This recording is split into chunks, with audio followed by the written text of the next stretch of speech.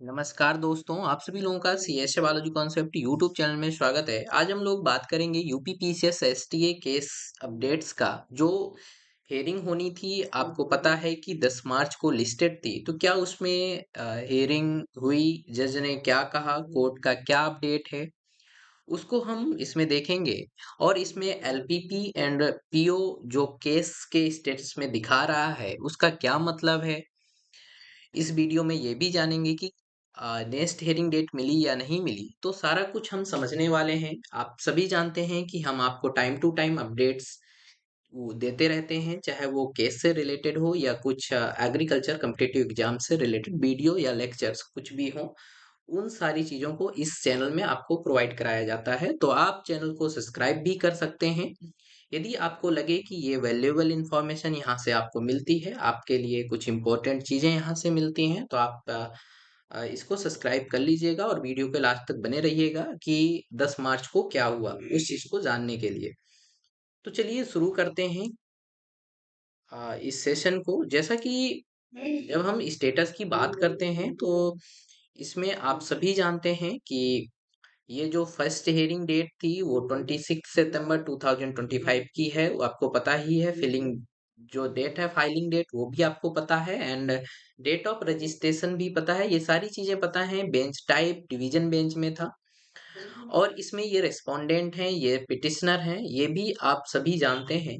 अब बात आती है कि ये केस जब लिस्ट हुआ तो क्या कहा गया, और अभी तक नेक्स्ट हियरिंग डेट का यहाँ पे स्टेटस अपडेट नहीं हुआ है।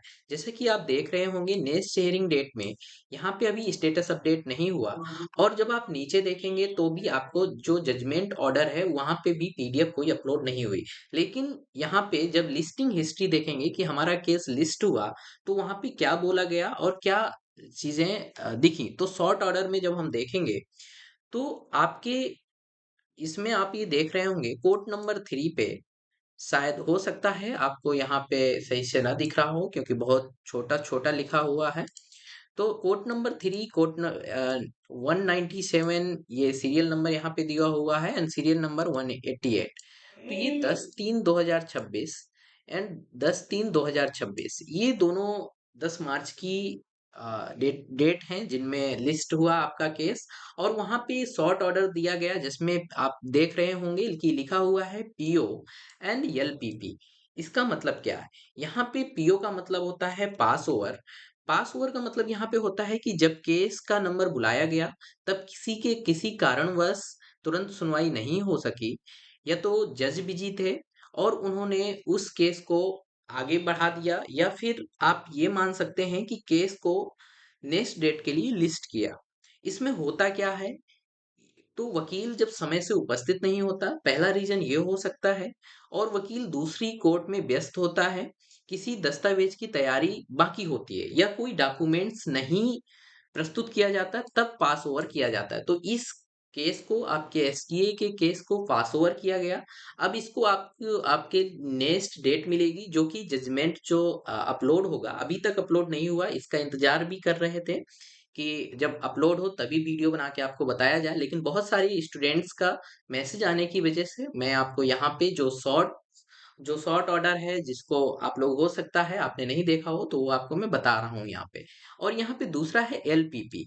तो इन दोनों चीजों से मतलब यहाँ पे समझ में आता है। पीओ का मतलब आप समझ गए कि पास ओवर कर दिया गया है इस केस को, जिसका कारण होता है कि जज बिजी थे, या वकील किसी दूसरे केस में बिजी थे, या फिर कोर्ट व्यस्त था, या कोई दस्तावेज तैयार नहीं था। और एलपीपी का मतलब होता है लीव टू प्लेस पेपर्स। इसका मतलब क्या होता है कि कोर्ट ने किसी पक्ष को अतिरिक्त दस्तावेज रिकॉर्ड में लगाने की अनुमति दे दी, कि जब उन्होंने दस्तावेज प्रस्तुत किए तो उसमें कुछ कम दस्तावेज हुए, जिसके वजह से कोर्ट ने रिस्पोंडेंट या पेटिशनर को और भी दस्तावेज प्रस्तुत करने के लिए अनुमति दिया, जिसमें पक्षकार या वकील कुछ नए दस्तावेज दाखिल करना चाहते होते हैं, तो उस वजह से ये टाइम दिया जाता है।